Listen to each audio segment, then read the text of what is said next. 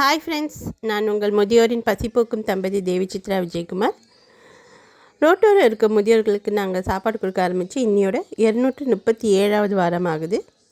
இன்றைக்கி என்ன சமையல் செஞ்சுருக்கோன்னா, வெஜிடேபிள் பிரியாணி, சர்க்கரை பொங்கல், மசால் வடை மற்றும் குடிநீர் பாட்டில். இன்று என்னுடைய கணவரின் பிறந்த நாளுக்கு வாழ்த்துக்கள் சொன்ன அனைத்து நல்லுள்ளங்களுக்கும் முதியோர் பசிப்போக்கும் தம்பதியின் சார்பாக நன்றிகளை தெரிவித்துக் கொள்கிறேன்.